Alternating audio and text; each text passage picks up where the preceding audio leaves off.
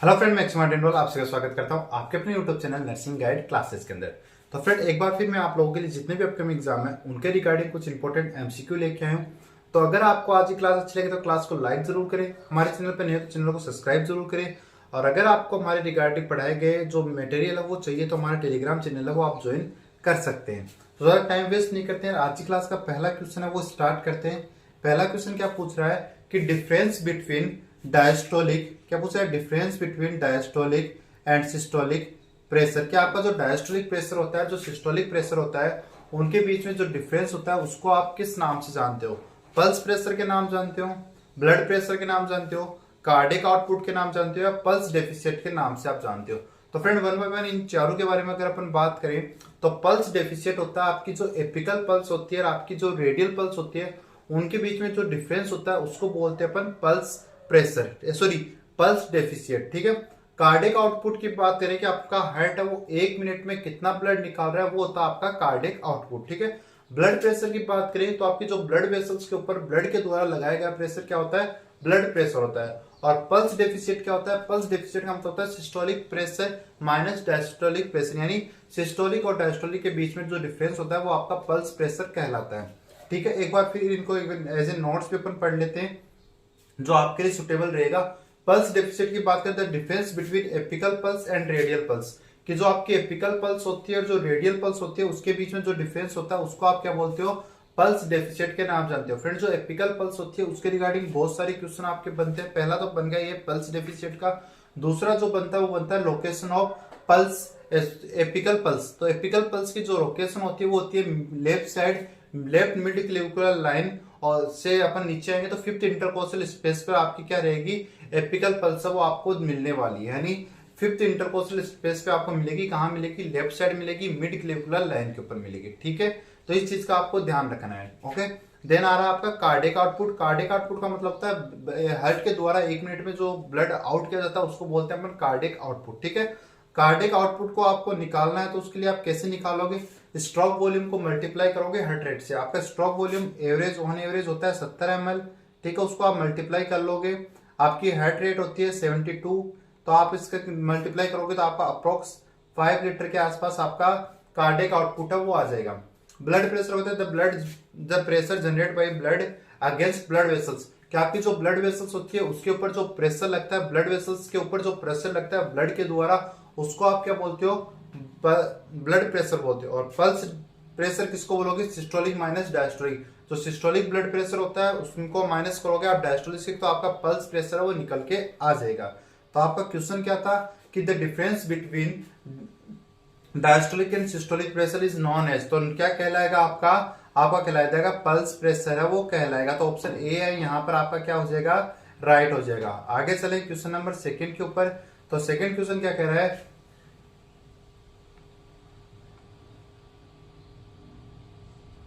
Second question आपसे पूछ रहा है कि the correct position of palpate the apical pulse is at the. अभी मैंने बताया था कि जो एपिकल पल्स होती है उसकी करेक्ट लोकेशन क्या होती है, ये आपसे पूछा गया कि left mid clavicular line at the level of second intercostal space. तो लेफ्ट मिड क्लेविकुलर लाइन तो आपकी सही बात है सर, लेकिन जो सेकंड इंटरकोस्टल स्पेस है वो आपका नहीं होता, तो ये ऑप्शन आपका क्या हो जाएगा, गलत हो जाएगा। नेक्स्ट पे राइट मिड क्लेविकुलर लाइन, यहाँ पर राइट आ गया, इसका मतलब ये क्या हो गया, आपका ऑप्शन है वो गलत हो गया।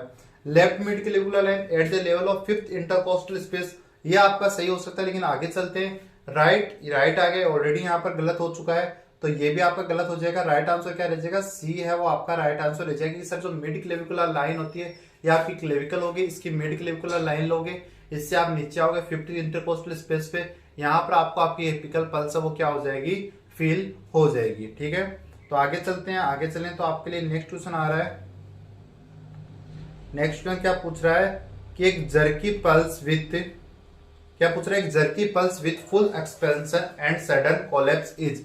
ये एक पल्स है वो जर्की पल्स है जो फुल तो एक्सपेंशन हो रही है लेकिन अचानक क्या हो गई है, कोलैप्स हो गई, मतलब भर तो पूरी रही है अचानक गिर गई, भर पूरी रही है अचानक गिर गई, भर पूरी रही है अचानक गिर गई, ऐसा आपको अगर फील हो रहा है तो उस पल्स को अपन क्या बोलेंगे, कोरिजन पल्स बोलेंगे, थ्रेडी पल्स बोलेंगे, बाउंडिंग पल्स बोलेंगे, डायकोटिक पल्स बोलेंगे। तो एक बार फिर इनको पढ़ लेते हैं अपन। फ्रेंड, डायकोटिक पल्स का मतलब होता है कि आपको है जैसे एक बार हार्ट बीट करेगा तो आपको क्या मिलेगी, एक पल्स मिलेगी। लेकिन डायकोटिक पल्स में क्या होता है, एक हार्ट बीट होती है, लेकिन पल्स है वो आपको कितनी फील होती है, दो पल्स है वो फील होती है। ठीक है, सिंगल हार्ट बीट के अंदर आपको दो पल्स फील हो रही है, तो डायकोटिक पल्स के नाम से अपन उसको जानते हैं। ये किस में देखने को मिलता है, ये सीवियर एनीमिया में आपको देखने को मिलता है। एक आता है बाउंडिंग पल्स, तो जो बाउंडिंग पल्स होती है वो आपको क्या मिलेगी, पल्स वो आपको फुल्ली हुई दिखेगी, फुल एक्सपल्सन दिखेगी, मोटी फुली हुई आपको पल्स देखने को मिलेगी। ये किस में देखने को मिलेगी, आपकी ओवर हाइड्रेशन के अंदर देखने को मिलेगी, हाइपरवोलेमिया के अंदर देखने को मिलेगी। इसकी जो रेटिंग होती है वो 4+ होती है। कितनी होती है, 4+ इसकी रेटिंग होती है। थ्रेडी पल्स या इसको अपन बोलते हैं वीक पल्स, तो थ्रेडी पल्स या वीक पल्स होती है उसको अपन क्या बोलते हैं, इसके अंदर आपको वीक पल्स क्या मिलेगी, आपको वीक पल्स मिलेगी। पल्स वो बहुत कम आपको फील होगी। इसकी जो रेटिंग होती है वो +1 की रेटिंग होती है। ठीक है, और ये किस में देखने को मिलेगी आपको, ये आपको मोस्टली है डिहाइड्रेशन वाले पेशेंट में, या जो आपका जिनके अंदर ब्लीडिंग हो रही है उन पेशेंट में आपको देखने को मिलेगी। ठीक है, कोरिजन पल्स होती है, कोरिजन पल्स को आप वाटर हैमर पल्स के नाम से जानते हैं। तो ये जो कोरिजन पल्स होती है, वाटर हैमर पल्स होती है, इसका मतलब क्या होता है, पल्स तो आपको फुल एक्सपेंशन हो रही है लेकिन अचानक रिकॉल होगी, इसको क्या बोलते हैं, कोरिजन पल्स या वाटर हैमर पल्स के नाम से। एक बार इनको देख लेते हैं, तो आपके सामने आ गया है यहाँ पर।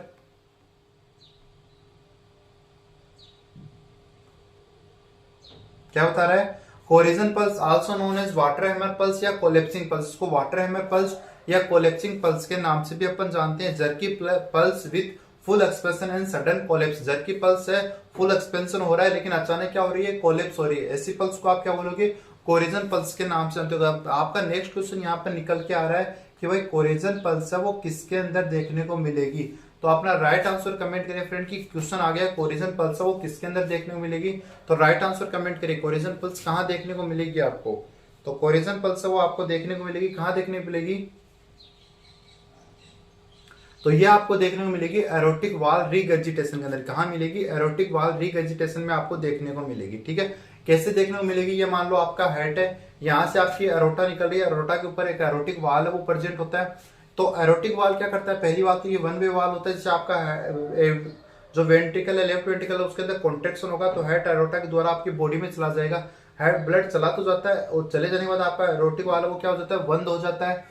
लेकिन एरोटिक वाल रिगर्जिटेशन में क्या होता है, आपका एरोटिक वाल वो प्रॉपर बंद नहीं हो पाता है और हेड के द्वारा जो ब्लड गया था वो तुरंत वापस किस में आ जाता है, हेड में आ जाता है। तो एरोटिक वाल रिगर्जिटेशन में क्या होता है, आपकी पल्स एक्सपेंशन तो होगी लेकिन दोबारा से ब्लड आपकी एट्रियम में वापस, सॉरी आपके वेंट्रिकल में वापस आ जाएगा। तो इस कारण से आपको कोरिजन पल्स है वो देखने मिलेगी। थ्रेडी पल्स या वीक पल्स होती है, कमजोर पल्स होती है, बहुत कम आपको फील होगी, किसमें होगी, जो आपकी हाइपोवोलेमिया के अंदर देखने को मिलेगी। बाउंडिंग प्लस पल्स होती है वो आपकी मोटी फुली हुई पल्स देखने को मिलेगी, किसमें देखने को मिलेगी, हाइपरवोलेमिया में देखने को मिलेगी।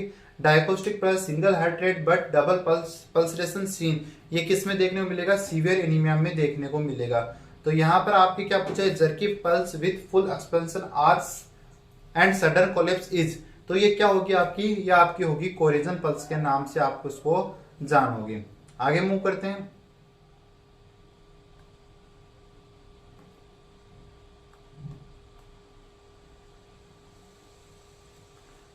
In a blood pressure recording is 130/90 mm of Hg, the pulse pressure is, कि आपसे पूछा गया कि पेशेंट का आपने बीपी लिया है, उसकी बीपी आ रही है 130/90 आ रही है, 130/90 उसकी बीपी आ रही है, तो पल्स प्रेशर क्या होगा। तो अपना राइट आंसर कमेंट करें फ्रेंड जल्दी से, आपका राइट आंसर क्या रहेगा, पल्स प्रेशर अपन किसको बोलेंगे फ्रेंड,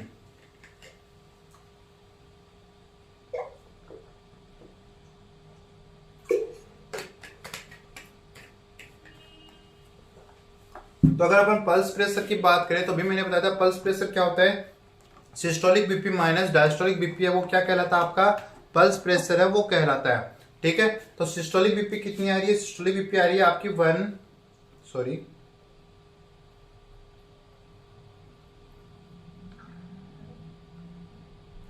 सिस्टोलिक बीपी कितनी आ रही है आपकी 130 आ रही है, और डायस्टोलिक कितनी आ रही है 90 आ रही है। तो 130 में से आप 90 घटाओगे कितने आएंगे, आपका आंसर चला जाएगा 40। तो आपका पल्स प्रेशर कितना आ जाएगा, आपका पल्स प्रेशर आ जाएगा 40, आपका यहाँ पर पल्स प्रेशर है वो आपको देखने को मिलेगा। देन नेक्स्ट क्वेश्चन आ रहा है आपका,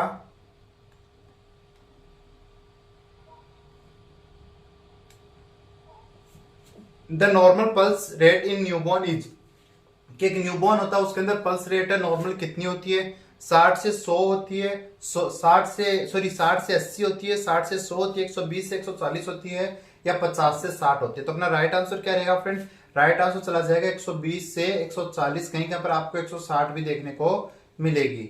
ठीक है, तो नेक्स्ट क्वेश्चन क्या पूछा, the amount of blood that are eject from the head is one contraction is called, कि हेड के द्वारा एक कॉन्ट्रैक्शन में निकाला गया ब्लड क्या कहलाएगा, कार्डिक आउटपुट कहलाएगा, स्ट्रोक वॉल्यूम कहलाएगा, प्री लोड कहलाएगा, आफ्टर लोड कहलाएगा। मैंने अभी आपको बताया था क्या होगा फ्रेंड, कार्डिक आउटपुट की बात करें तो 1 मिनट में जो हेड के द्वारा ब्लड निकाला जाता है वो होता है आपका कार्डिक आउटपुट, और स्ट्रोक वॉल्यूम होता है कि एक कॉन्टेक्स्ट में आपका हेड है वो जितना ब्लड निकालता है वो होता है आपका stroke volume.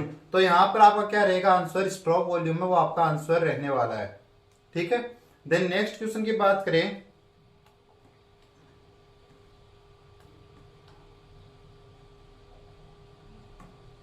Next difference between apical pulse and radial pulse, कि जो आपकी एपिकल पल्स होती है और आपकी रेडियल पल्स होती है उसके बीच में जो डिफरेंस होता है उसको अपन क्या बोलते हैं। तो अपना राइट आंसर कमेंट करें फ्रेंड। अभी मैंने आपको बताया था difference between apical pulse and radial pulse क्या कहलाएगा, पल्स डेफिशिएंट कहलाएगा, कार्डिक आउटपुट कहलाएगा, ब्लड प्रेशर कहलाएगा, या पल्स प्रेशर कहलाएगा। तो ये आंसर सभी बच्चों को आना चाहिए क्योंकि अभी मैंने ये चीज आपको बता दी है।